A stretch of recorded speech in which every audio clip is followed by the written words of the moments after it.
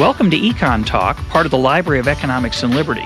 I'm your host, Russ Roberts of George Mason University and Stanford University's Hoover Institution. Our website is econtalk.org, where you can subscribe, find other episodes, comment on this podcast, and find links and other information related to today's conversation. Our email address is mail@econtalk.org. We'd love to hear from you. Today is December 18th, 2009, and my guest is Clifford Winston, Senior Fellow at the Brookings Institution and the author and editor of many books, including what we're going to talk about today, Government Failure versus Market Failure. Cliff, welcome to EconTalk. Great to be here. So your title is Government Failure versus Market Failure. Most people hear the term market failure. It gets thrown around a lot today, often to mean things like markets didn't do what I wanted them to do. They failed me, or they failed what I'd hoped they'd do. And that's not what economists usually mean by market failure. We have a fairly narrow definition. So why don't we start with talking about what the standard textbook definition of market failure is, and then we'll talk about government failure. Okay, sure. Well, market failure, you're right, is something that everyone has their own idea about. Things didn't work out for them. But economists have a very precise notion of what market failure is, and it does focus on what we call efficiency issues, that is the allocation of resources. And effectively what we're looking at are situations where we get an equilibrium where it would be possible to make one person better off without making anybody worse off. And there's a technical term for that, Pareto optimality, but that's sort of a standard, what we call market failure, that you can sort of reallocate resources in a way to make at least one person better off without making anybody worse off. Now, that seems pretty attractive, and it's named for the great, I always liked his name, so I'm going to give his full name, the Italian economist, late 19th century, I think, Vilfredo Pareto. Correct. Sounds like a made-up name, but that's his actual name. It's a great name. Love it. So Pareto, that was one measure of how would we know that the world's better today than another world, that a world A is better than world B, is that we'd like world A if somebody can be made better off without making anyone else worse off. So go ahead. Right. Now, just to be clear, that would seem sort of, well, how could we ever forego any situations like that? And really what we're talking about are what we would say potential Pareto improvements, because usually what's necessary is to actually compensate some people so that they're no worse off, and then you still have something left over and some people are better off. So the notion of actual improvement is very, very rare. You can't imagine any policymaker who would allow anything like that to remain. You'd figure, well, what's the harm of making somebody better off and nobody else worse off? Usually there involves a transfer of resources involved, and you're talking about a potential improvement where you could at least compensate the people who appear to lose and make them at least as well off as they were before. You'd still have something left, and that's really what we're talking about most of the time in practice. And this is a very essential concept in modern public finance and public welfare theory. I have to say, over the years, I've found it increasingly I've been increasingly uneasy with it. And at the end of this conversation, I hope we can get into some of those issues. But just to clarify what we've said so far, Pareto efficiency or policy changes that make the economy more efficient are simply saying the pie got bigger, and we're not going to worry about whether some of the people, because of this policy change, might actually be worse off, as long as the gains to those who are better off are sufficiently large that they could have been compensated, which is simply a way of saying the pie is bigger, even though some people's shares and that's what we're down. talking about. It's just trying to increase the size of the pie. Obviously, that it has implications for distribution. And let me just quickly preview, I'm sure we'll get to this later, that these things are often presented as conflicts, but they need not be. If you're inside the frontier, as we put it, you often can actually get ways of expanding the pie and even cutting it up then in a way that may be more favorable to distribution. But that's further down the road. Yeah, I'm a skeptic on that, but we'll talk about that later. So the simple point, though, is that is that you would want to know something about whether we're getting the maximum productivity out of our economy. And if there are either laws in place that are hampering that or laws that could be put in place to improve it, we might want to go that direction. Right. Or more to the point, I mean, one of the major responsibilities of government, right, is to produce such improvements. In other words, where government justification in theory occurs in the market is where there is this market failure. And the government is then supposed to come in and institute policies that, lead us to things that make some people better off, with, in principle, not making anybody worse off, and in the process expanding the pie. So that's sort of the efficiency objective of government policy. And that was really what I wanted to assess. That's the textbook claim. That's the way we teach most undergraduates and a lot of graduate students, is to say markets don't always work perfectly, and if government could improve that, that should. Correct. That's the theoretical justification for intervention on the efficiency ground. So what's the government failure problem? All right, then the government...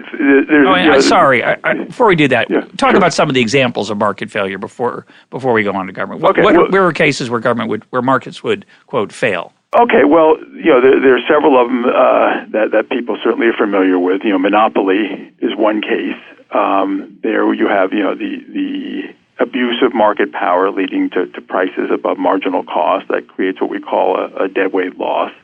And, if the behavior that underlies this is anti-competitive, this is a market failure which, supposedly antitrust policy is intended to correct. And so, they would presumably step in and do something that leads to a more competitive outcome and prices to come down and efficiency to be improved.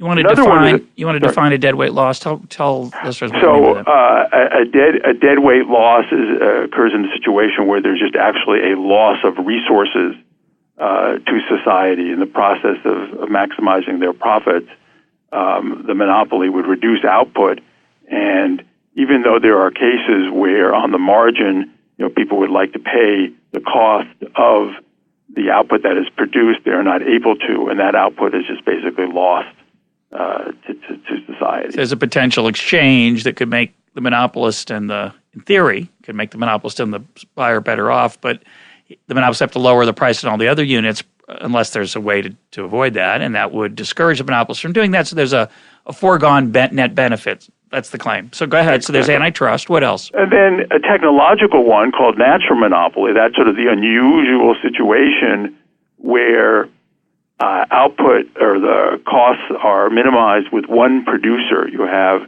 declining average costs is certainly one condition that could do it. And the difficulty that arises there is in such a situation, you have average cost below marginal cost. The other way around. You have marginal cost below average cost, and at competitive pricing, people would be losing money. You get in cutthroat competition. That's one possible outcome. Or the other is there's one survivor, and you get a monopoly. And so this is the public utility justification for regulation, that will allow one person to produce the output at least cost. At the same time, we'll do something about putting a cap on prices so we don't get exploited and have excessive prices. Okay. So that's the classic justification for regulation, is natural monopoly. And obviously, though, we have regulations in cases where they're certainly not natural monopolies. Then certainly a big one is externalities, right? Either consumption externalities. So an example just for a consumer is auto congestion. You're driving around and you're in peak period and you delay other people. And you don't have to account for that in your decisions. You're imposing a social cost on others in the delay. And there should be something in the market that makes you take account of that decision, but there is no way the market is being able to respond that way explicitly. Partly because no one owns the roads, but the government, of course, has the government owns the roads, and the question is, is there something that they could do that would make people account for this kind of behavior? And then production externalities, of course, classic one is pollution, where a firm is producing something and either dump something in water and obviously makes the water polluted and prevents people from drinking it or gets them sick or whatever, or air pollution, and obviously the bigger ticket concern now about climate change. And again, question is, what's the market doing explicitly to force firms to take account of the cost that they're imposing on a broader segment of society? So there's production extra, and then information failures. Yeah, that's the other one. Got a lot of attention too. People are not acting with full information for a variety of reasons, or even being deceived, and so the utility that they're expecting to receive from their goods does not turn out to be what they wind up getting, and so we have a variety of information policies that try to deal with that problem. Of course, the Austrian perspective is to suggest that it's a little unrealistic to have perfect information be the goal. The world is inherently, it's like saying, friction is a physical externality, a physical imperfection. We need to get rid of friction. But of course, it's hard to have you can't have perfect information. Sure. Sort of a straw man critique of all economic these are, activity. Very idealized so situations. And let me just mention quickly the final one is what I like to call public production. That is, you have certain services that are socially desirable, but they may not be privately profitable. It may be, again, it's somewhat related to the scale economies. You might see a natural monopoly, could be a related problem, but one of them simply may be capital requirements. It's just very hard for one firm to produce the interstate highway system, or people argue orphan drugs, I guess, would be an example potentially of that. Orphan drugs would be an example. And so the argument would be that the government needs to get involved and be the provider of these goods or services, because even though they may even lose money, overall utility is enhanced because the production of these goods leads to social benefits that exceed whatever subsidies the public is going to provide. So these are the textbook arguments made that markets need help, and then the textbook says so government needs to set the right tax, set the right subsidy, regulate, produce it themselves. Right. And what I find interesting about your book is that instead of asking, whether the textbook's right, whether these things are quote failures or not, you say, well, let's see how government actually behaves when brought in to fix these things. Exactly. So, there's one thing, theory, and certainly that's important in framing our analysis of social problems. But then we obviously need to know how the world actually works in terms of evidence. And so the question really that I was concerned with is, okay, it's very easy to theoretically point out these problems with markets, and as you said, some of these things may be sort of a straw man, and you could argue whether really these are plausible expectations to have. But in any case, who actually performs better? Do markets make efforts to try to correct these failures, and in fact, the extent of them is greatly overstated? Or does government come in and they actually can do a good job, and so the government intervention is justified? Or they come in and they make things worse? Collectively, what do we really know? And I think the one of the things that was really driving me to do this is because so many of these issues come up time and time again.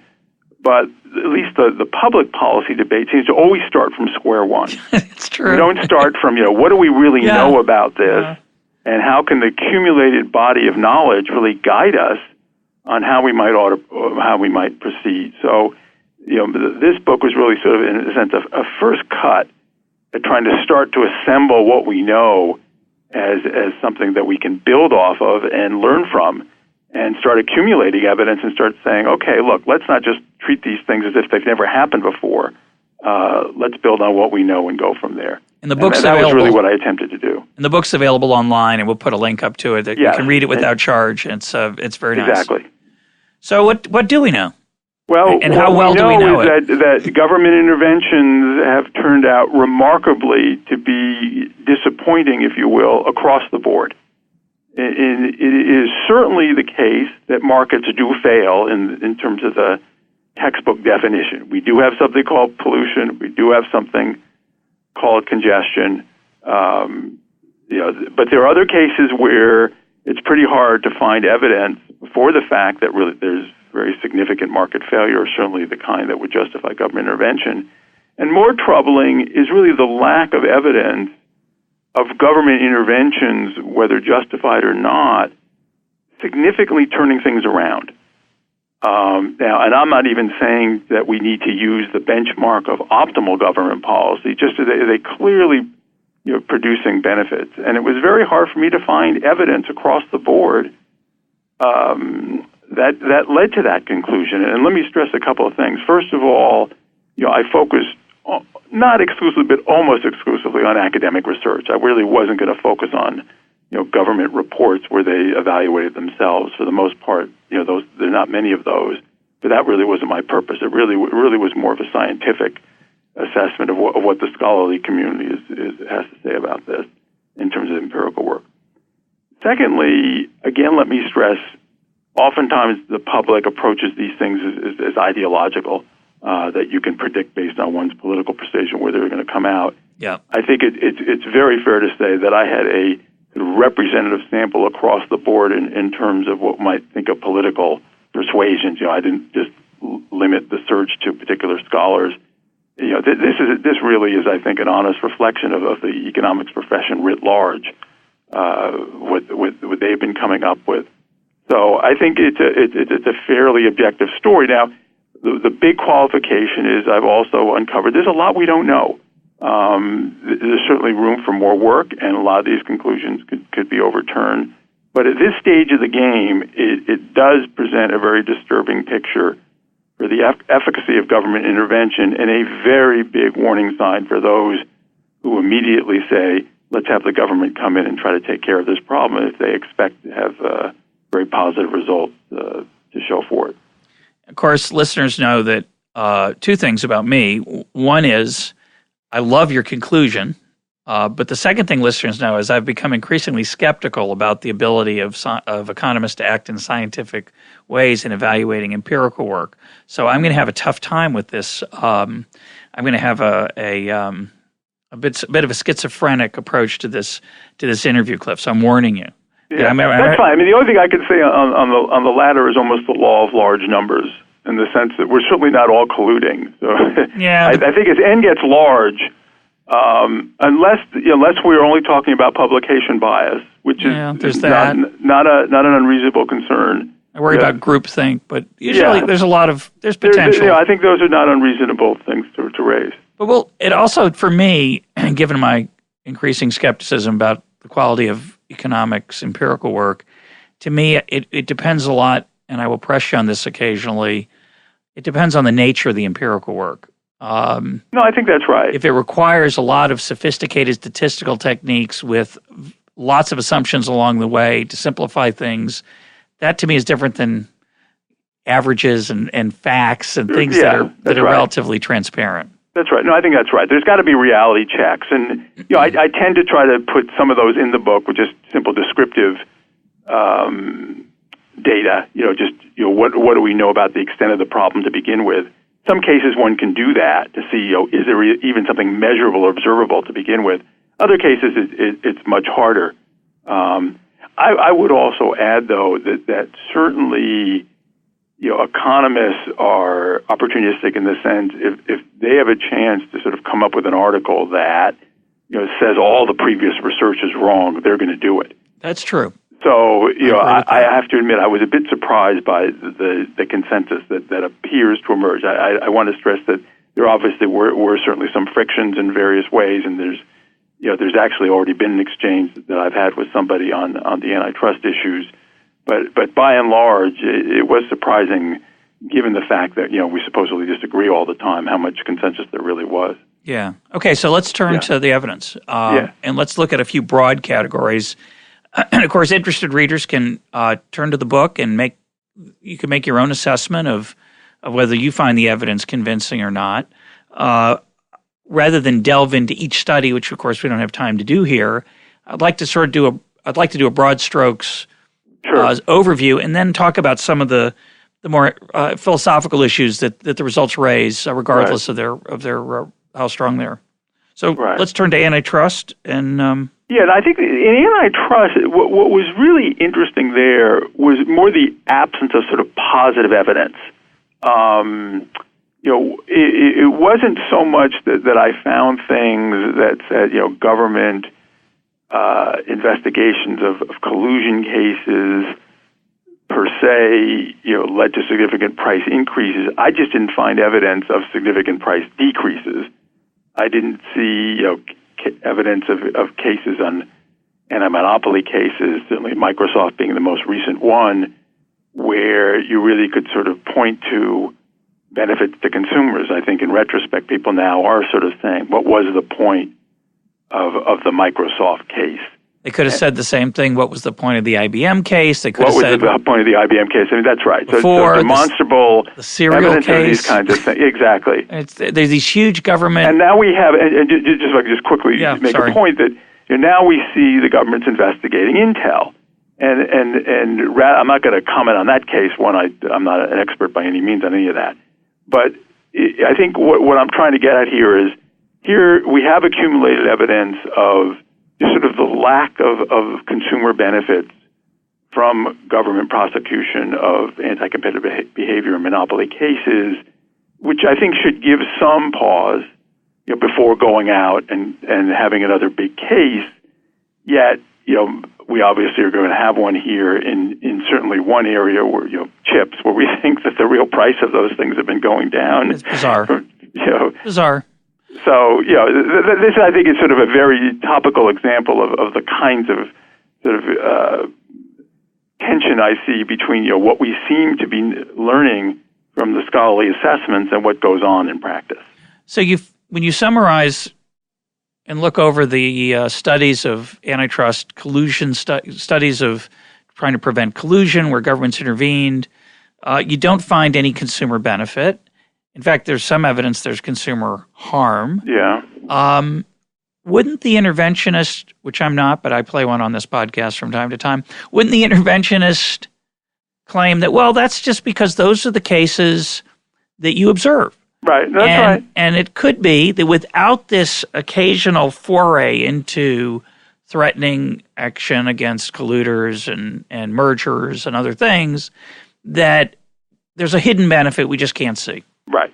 I think it's a good response. The defense is, well, you don't see really the main point of antitrust, which is deterrence.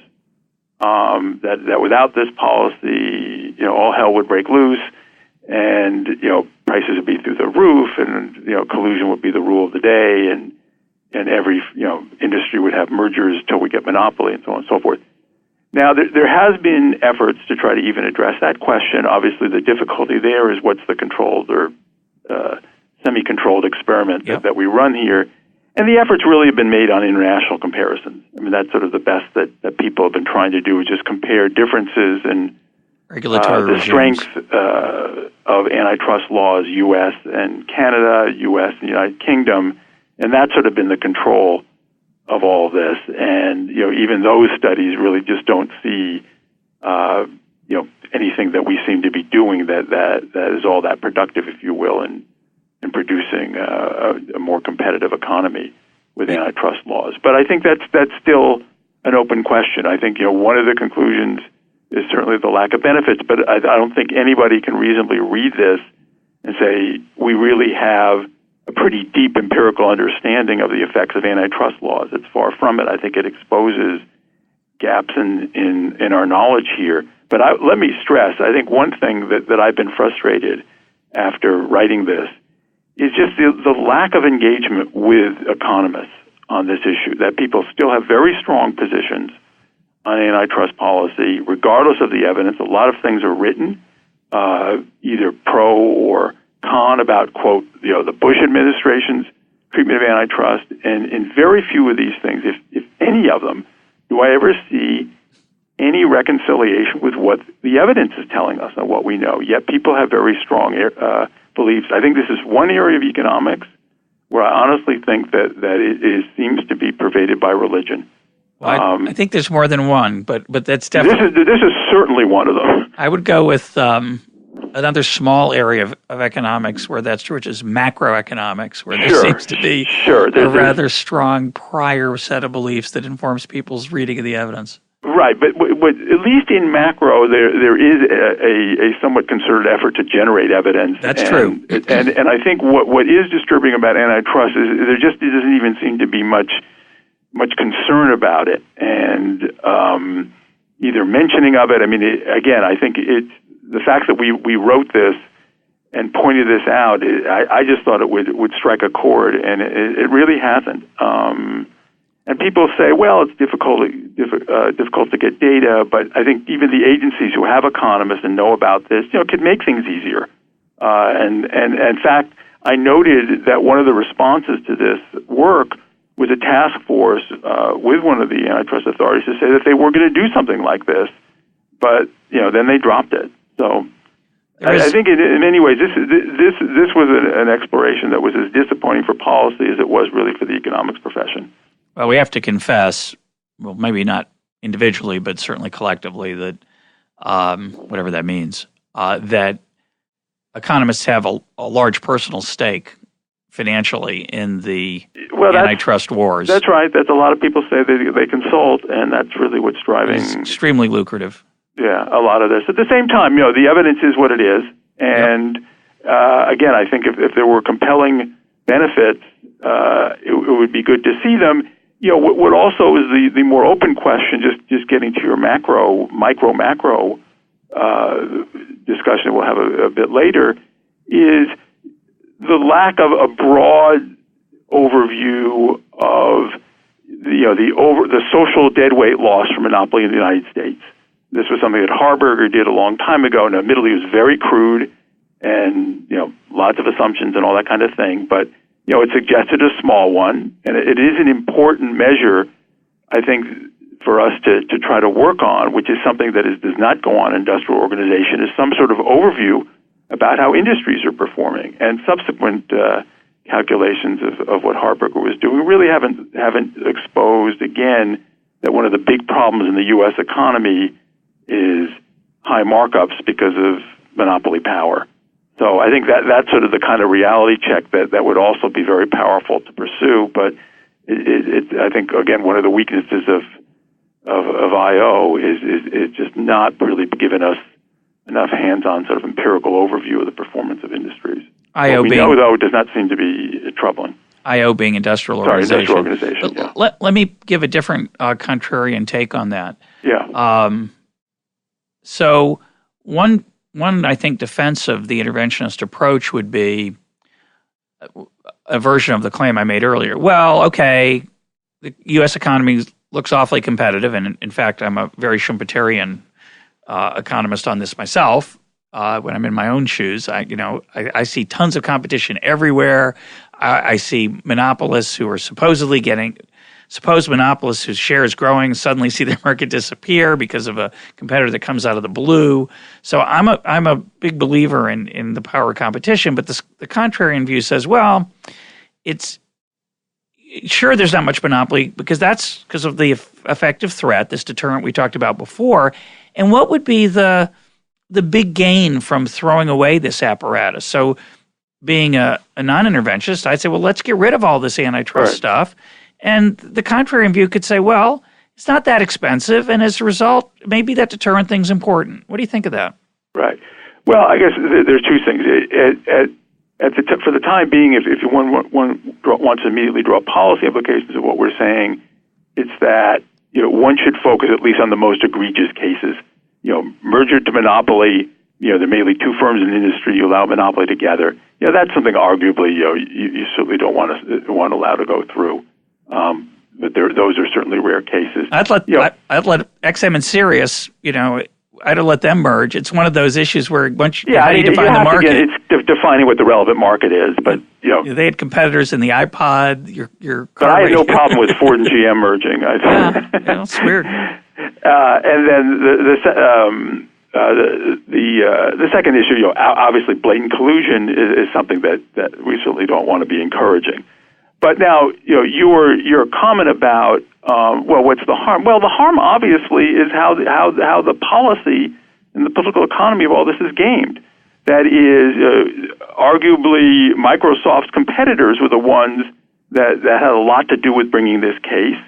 There are obviously huge transactions costs. This requires the attention of management for a considerable amount of time. A lot of resources go into that. Merely the government isn't spending billions of dollars, but this can create a culture in which you get a mindset where your managers spend more time worrying about gaming the government than they do producing better products. I think this is even more explicit in regulated industries and even the deregulated industries that they grow up their whole life with the government, and it's very hard for them to sort of cut the cord, so to speak. Yep. And I think there are costs to that, very big costs. No, I do too. And it can be very difficult to measure, but it's not the climate that one really wants, where one can think that, well, I'm having a problem with a competitor, and it's time for me now to start, lobbying my congressman, to then turn to the antitrust authorities and help solve my problem, which arguably is what's going on with Intel. Yeah, no, I'm with you there. It's an example of the destructiveness of rent seeking, and we did a podcast with Mike Munger on that, and we did one with Don Boudreau on this issue of antitrust. We'll put links up to those to remind people to check them out if they want. And I think it's a pervasive problem, in all areas where government is involved. Let's face it, it's going to be political, and people are obviously going to try to use this to their advantage. Do we have any measures of the magnitude of that cost? No.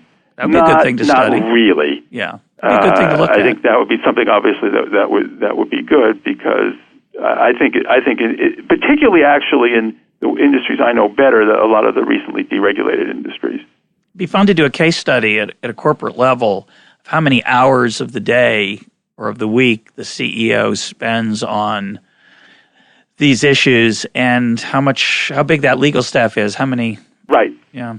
Right. That could cost lots of money. Yeah, it's foregone productivity of the economy. Absolutely. Let's move on though to a different area. Let's move on to safety regulation, other forms of what you call social regulation. All right. So social economic regulation, deals primarily with the externalities. Safety certainly being one of them, and workplace safety. I think that's a good one, because you actually have some descriptive evidence of workplace accidents going down, but then when you try to isolate what the effect of OSHA interventions are, so that's the regulatory agency that's supposed to be inspecting safety of plants, people tend not to find a statistically significant effect of the OSHA regulations. So in the world, it seems like things are getting better, and this is the value then of regression analysis for trying to isolate the counterfactual. That is, really, what can we attribute to the policy as opposed to other factors?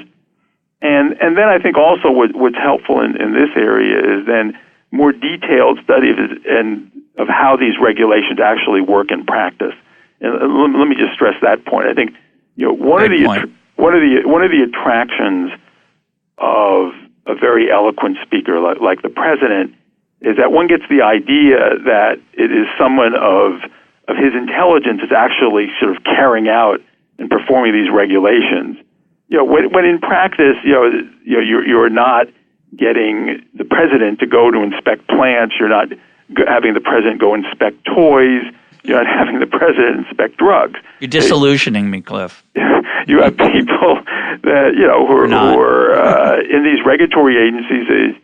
It's not particularly well staffed in some cases. They're very spread out, as we learned on the toy testing. We found out there was like one toy tester for all these toys that were coming in for China. No wonder a few of them got by that weren't particularly safe. And OSHA is a similar type of thing. And I think between just the general morale and the difficulty of sometimes trying to persist with some of these investigations, we really don't get an agency that is particularly efficacious at sort of identifying problems. This is not to say that some of them may not exist. It just, again, I think just the nature of how these things are done is very cursory, and we don't really see much. Now, fortunately, the market, in this case, provides huge incentives for firms to have safe workplaces and to produce safe products, because obviously they could be heard in the courts for we have a liability system, and of course killed in the market if things are unsafe, and of course even in the labor market. If you have very unsafe workplace conditions, you have to offer a compensating differential.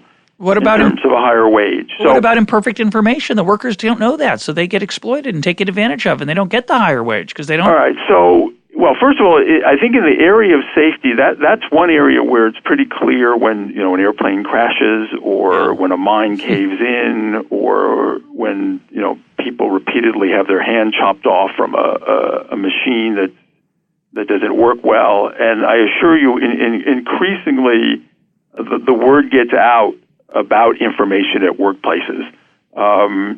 It's interesting, at least in the economics professions, I'm seeing for the first time sort of these job market blogs where it's just an awful lot of information going back and forth about potential employers. Yep. I can only imagine that's got to exist in other industries as well. Yep. So it's pretty hard these days to sort of hide the fact that working for a particular firm is safe when in fact it's unsafe. So again, these are the kinds of market forces that have gotten even stronger.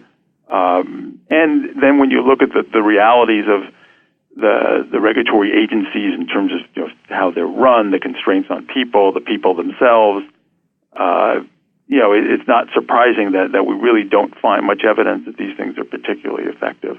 So to say one word about your comment on regression analysis. It's always tricky, and this is an issue we've talked about before. It's always tricky to, quote, hold other things constant. The world's complex.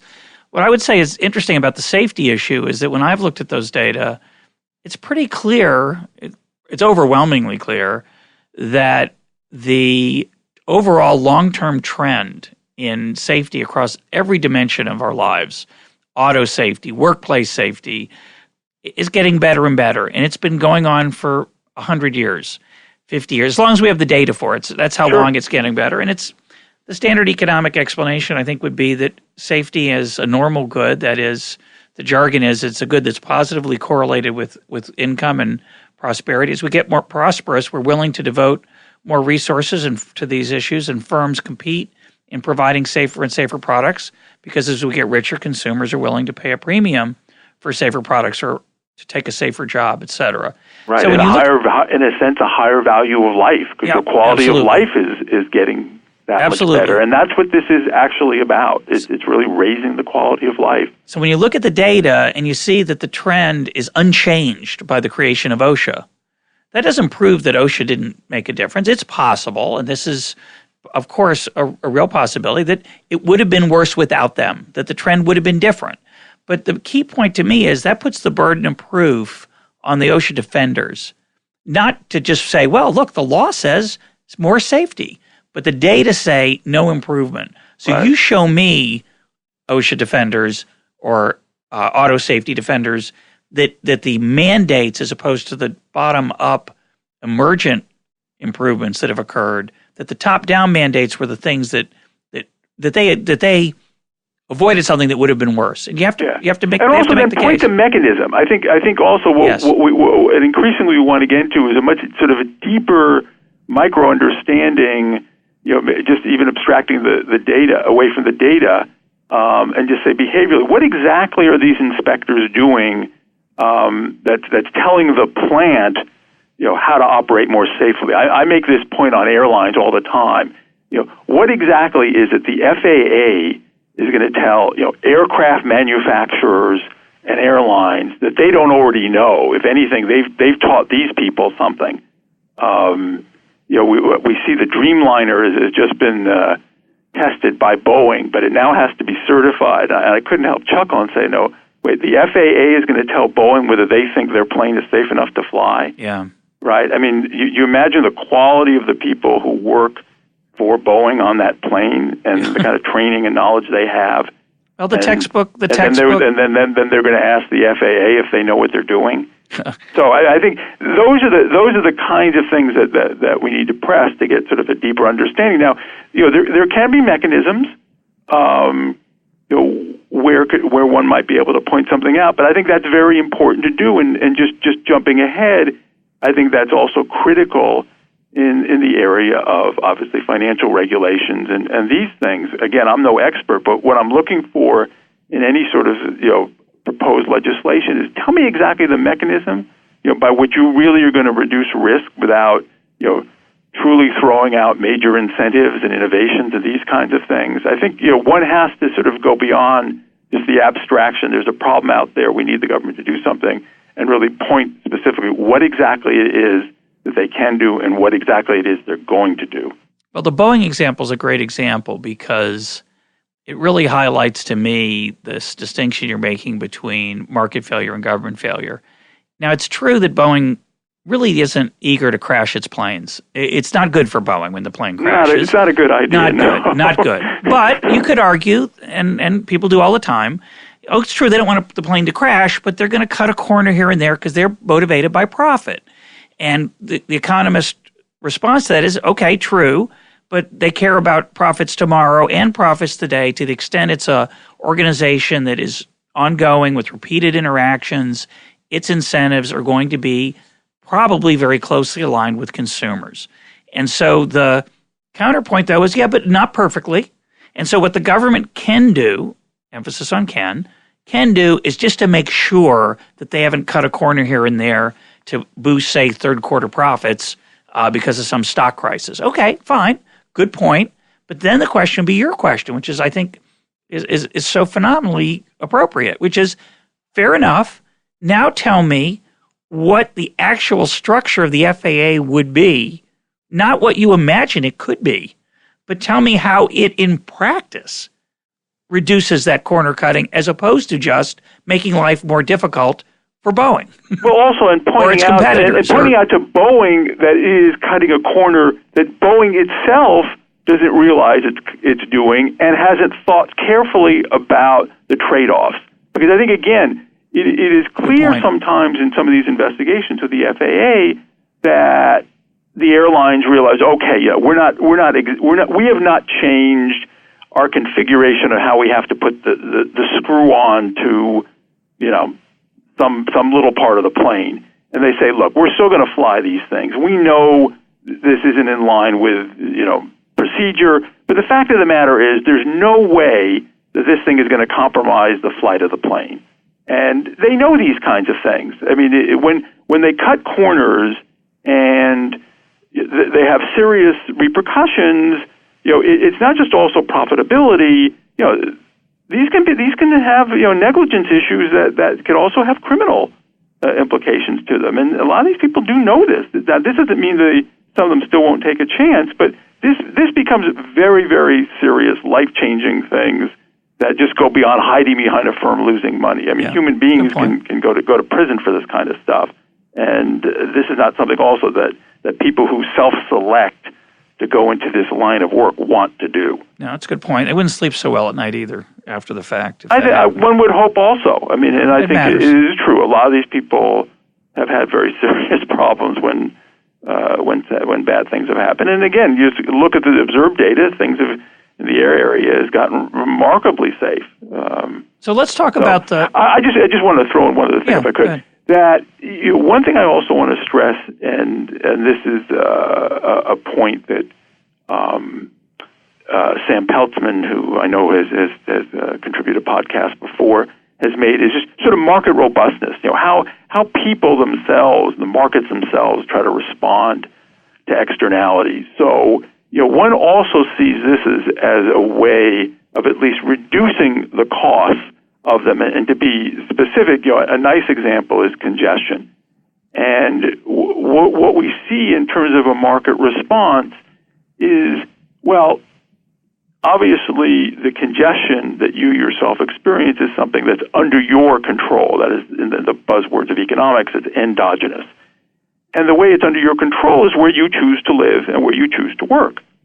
And quite understandably, if someone really dislikes driving in congested traffic, they're going to make residential location and employment choices that try to reduce that congestion cost, albeit they may be trading it off and paying a little bit more to live closer in their housing.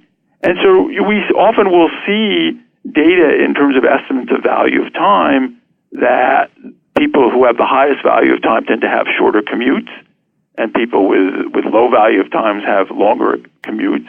And in a sense, that's the market's way of trying to respond to an externality. Sort of a classic example of that is in the area of noise. People who don't like to live near runways or airports because they have a low tolerance for noise. And I remember one response that I heard to that as well. In Boston, they've located the School of the Deaf right near the Logan runway.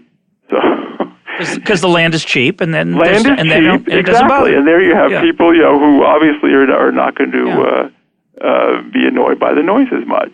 And so these are then interesting ways that we learn how markets try to respond to these things. Not fully, but this also can be an important consideration. And I think, again, in the information area, that's also we're seeing. I do not expect in the financial area that people make the same types of mistakes they made this time around. There'll be different ones, but there's going to be learning. Yeah, no doubt. Let's turn to what I consider the classic case where government regulation may have improved matters, which would be pollution. Now, there is some private incentive to reduce pollution. Pollution is foregone efficiency. There's a natural long-term trend toward less waste in all aspects of production because waste is costly. Right. But there's still some, and there's always a temptation to dump that waste into somebody else's air, somebody else's water. So what's been the net effect of government pollution regulation? Yeah. So the one of the things that I also just want to make clear is there are alternative ways in which we address pollution or externalities. We can use the price mechanism in which you try to put a charge for somebody for doing this, or a quantity mechanism by saying, look, there's certain technologies you have to use to abate the pollution. The government's preferred approach in these things is usually what they call command and control.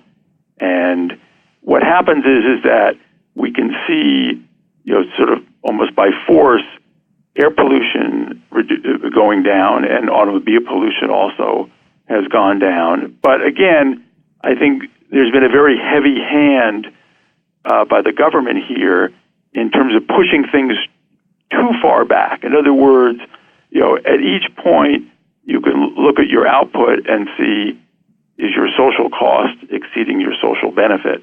And I think what the evidence has shown is, yes, we have had benefits from the reduced pollution, but they've come at very high costs in terms of, in the case of automobile, increasing the costs of cars, in terms of production, increasing costs to firms. So what most of the net estimates appear to be is that it's fairly balanced, if you will, that what gains we have made from pollution have often been pretty much balanced out by the higher production costs of doing so. And I think, again, this is the kinds of then lessons and concerns that we have now with the current climate debate, that, are we going to go ahead with a policy, while certainly motivated in a time of great concern, is too heavy-handed, and that we're going to have to basically sacrifice far too much of our GDP to make the improvements in climate change that are determined. Do you want and I think, again, that's an important lesson, that one points just generally to the outcome, that we have a goal, we want to reduce pollution, and we can do this, and we're not going to worry about the cost. But we have limited resources, and if at the same time we want to reduce pollution, but then spend money on subsidizing somebody else for something in the social area, we're not going to have the resources to do that. And so this is sort of the classic problem that we often have with a lot of these sort of social regulations. We have this goal. We want to achieve a particular level of the activity, and we really pay very little attention to the cost. And I think that's sort of what's come out of the evidence on pollution. So you're suggesting that we could have gotten those same benefits, but at a much cheaper cost. What mechanisms could we have used in the case of, say, auto pollution of the air that would have been cheaper than what we actually did? Explicitly pricing emissions. Believe it or not, these days we could actually monitor, the social cost, if you will, of pollution, and there are ways of in doing this without sort of intruding on where the driver is going and all these kinds of things. And so you could have actual price is the recommended approach. You could tax. You could tax them. Tax for emissions would be certainly a way to do it. A similar type of example also occurs with airplane noise. They have command and control regulations that they have to make airplane engines that have certain decibel level, and they just have to meet these standards. Now, similarly, you could have a, quote, noise tax to airplanes and say, look, if you're going to go over this is what you've got to pay. And again, it's similar to pollution. If you actually look at the descriptive data, you'll see the decibels exposure, if you will, to neighborhoods around airports has gone down dramatically. But it's the cost then to the plane that this has now increased the capital cost to the aircraft manufacturer. It's made their planes obsolete, so to speak, and reduced the value of their capital stock. These things obviously are more abstract and not the kinds of things that regular people worry about, but this is going to be reflected somehow in their prices. And these are the kinds of trade-offs that we often make. And I think that there is, in a sense, the general characterization, sort of an engineering mentality that often comes about with a lot of these policies, in that we just want to achieve the technological goal, and the cost becomes secondary. Obviously, this spills over into things like public production. So we want to build the extension out to Dulles Airport on the metro line. And I'm sure when it's all done, everyone will be excited about it. But lost beneath this is going to be the billions of dollars and cost overruns that's going to go on in the production of this extension. But again, those kinds of cost-benefit trade-offs generally are not foremost in public policy formation. Paid for by, of course, other people, not the residents who will use the system. Well, and I think that's a critical point, because this sort of general distribution, if you will, of costs incurred by the taxpayers, enables these sort of policies to move forward with the cost being spread out, because people say, well, it's not costing me very much, or not enough that I could care about, and you have oftentimes localized beneficiaries. Let me certainly in the case of the pollution that we talked about, yes, that we all benefit, but again, we're also all paying. Yeah, let me quibble a little bit, maybe a lot, with your tax idea. It seems that it's better to have a tax than the command and control mandate of a particular technology. Catalytic converter being another example of where, instead of just saying there's for every amount of pollution of, say, sulfur dioxide that the car puts out, or whatever cars do, whatever the bad things they put out, I don't remember even now, whatever bad stuff they put out, for every amount above a certain amount, or every amount that you do produce at all, you pay a tax. Instead, they said, this is the technology you have to use. And of course, I think we talked about this on the program before. At the time, Honda met the same standard of pollution that the catalytic converter produced in other cars, but they were required to have one anyway. So that was an obvious example of a distortion that was for political reasons. But my quibble, and actually it's more than a quibble, is you said we could put a tax on because we could measure the social cost. What we can measure is the emissions. Now, that's the technological improvement. It's still a challenge to figure out what the social cost of those, or the harm that those emissions cause. Sure. And there's still going to be political pressure to set the level of that tax in ways that are not necessarily good. No, that's right. That's right. I mean, obviously, the role of the economist is certainly to inform those measures, and this is exactly what also goes on in setting congestion tolls. Yep. Again, the idea is to use a estimated value of time, and this is what the economists contribute to this debate or contribute to this policy, if you will.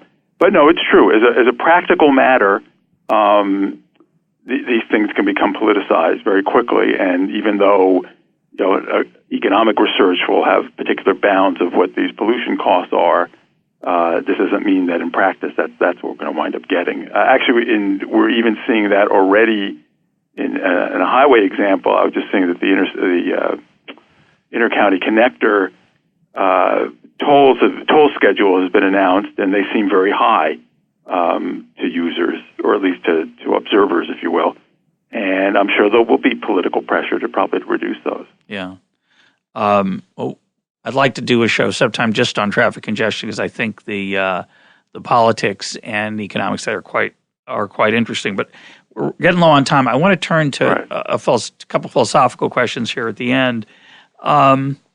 So let's accept your findings, and they're not yours per se. They're a summary of what many, many people have studied, which is a sort of a gloomy picture for some, that government intervention often doesn't achieve what it was intended to do, often serves counter to what it was intended to do, or at least described as doing, and certainly counter to what textbooks suggest would be the case for government intervention.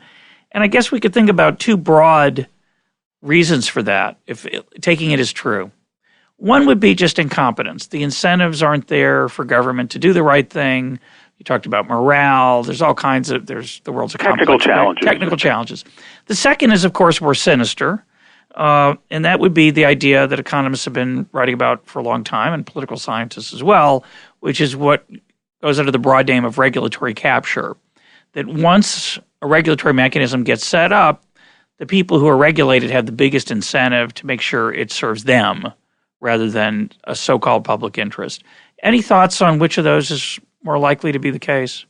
Do we know anything about it? I think it's the latter. I think the political economy is really what's driving an awful lot of these things. And it's just interest groups in general. A lot of times it's not sort of capture per se, but because there's not somebody being regulated, it's just people who have an interest, are well organized. America is increasingly getting better at lobbying and putting more money into it, and the returns from it are really high. And I think for example, in the highway area, you'll see particular users lobby for certain roads. It's not that they're being regulated; they want the government expenditures to benefit them. But obviously, in cases of regulation, you can see that they want to use it, to get protection or hurt their competitor or what have you. And I think the answer to the question is extremely important, because it then leads to, okay, where do we go from here? In other words, what's the big policy conclusion that I get from all this? Yeah. And obviously, the policy conclusion has to derive from, okay, what is the underlying problem? And I think the underlying problem are interest groups and political economy, and I think that leads us to an answer that really calls not for the wishful thinking of improved government policy, but I think more privatization, and at a time when markets may be suspect, more reliance on them to solve these kinds of problems. Now, obviously, that's going to take time, but I think one thing that I do want to point out is, we didn't talk much about natural monopoly or regulation, and I think the reason is because the major examples of those cases are ones where we now have deregulation, or at least partial deregulation. And I think that what we've learned is that we have been able to get gains when we withdraw government interventions to try to solve these so-called market failure problems and rely more on the market. So my sense is that for a lot of these things, given the power of a lot of these interest groups, that where we try to get market mechanisms, in particular privatizations, we're going to have a much better chance of solving these problems. And some of this stuff is, believe it or not, on the horizon. Wouldn't the skeptic on the other side say that the Enron story and California's failure shows the dangers of deregulation? Well, in these natural monopoly utility markets. Well, what's interesting is, remember, it was, in a sense, it was the market that sort of outed Enron. There was nothing. Yeah, I know. Yeah, there was nothing about the government that outed them. I'm talking about the energy part of it, not their frauds, and I'm talking about the attempts of California. Enron was sort of involved in this. Because, in terms of just in terms of how there again. We have an example where something is called deregulation that was so mismanaged and sort of went in the face of what we really were trying to accomplish there. I think that is a very important caution on how you're going to withdraw government intervention, if anything. That was a big setback for that. Yeah, I agree. For that thing, but it was mismanaged terribly. I would add that in the things where I see there's chances for privatization, airports, metro system, and even highways, that it's very important to run very carefully designed experiments so we avoid the California energy problem. What kind of experiments do you have in mind? Well, we believe it or not, we actually have some of these things on the books. So, there are airports now that are applying to try to become private airports, and Chicago Midway was the first major one where that would happen. Unfortunately, during the crisis, their funder wasn't able to come up with the money, but they still hope to do it. But really, it would be the idea of transferring complete ownership of these facilities in private hands, and let them compete and see what happens. Seems like a good idea. You can imagine, a bus service in our area, just completely contract that out, or let a private provider take it, and get government out, and let them make a go of it. Yeah, I recommend the podcast of Mike Munger on the Chilean bus system that went from the chaotic private system to a government-run system with very bad results at the time. Any thoughts on the feasibility of the politics? It's easy to say we ought to move to more privatization. True, the political case for that is hard right now because there's skepticism about markets. I think misfounded, but it's definitely a reality that a lot of people are worried about private incentives. But it seems to me that the special interests are the bigger threat. That your, I think, correct analysis that special interests steer regulation a la Bruce Yandel's bootlegger and Baptist analysis, that you get a coalition of people worried about safety, but when the actual safety regulation gets written, it tends to be written by the people with a stake in it, and they manage to write it in a way that it doesn't serve the public interest. So how might the public interest, how might the special interests be quieted that would let us get to that privatization outcome that would be much harder for them? They'd have to work harder.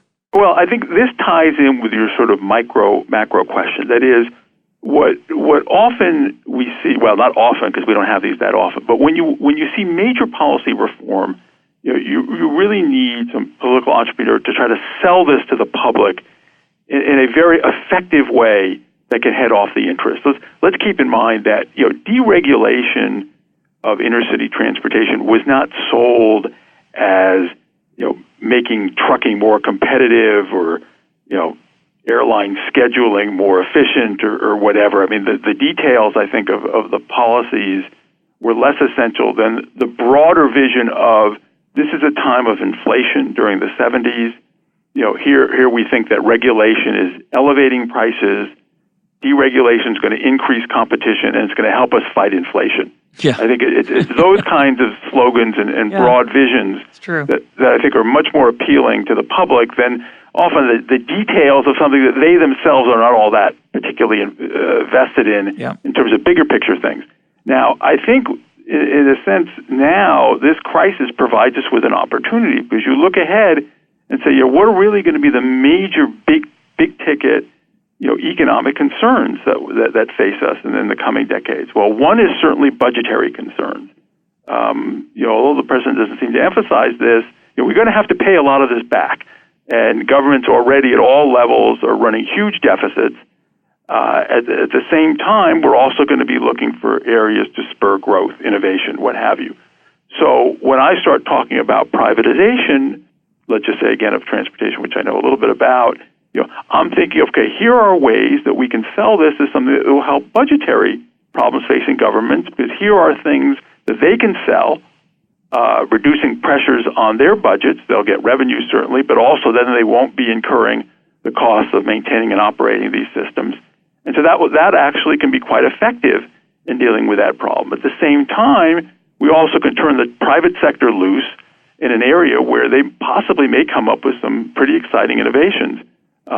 So that's just sort of an example of how we might want to approach this problem. Think more broadly about where it could help many people in an economy and try to sort of sell the more specific policy in that context. My guest today has been Cliff Winston of the Brookings Institution. Thanks for being part of EconTalk. Thank you.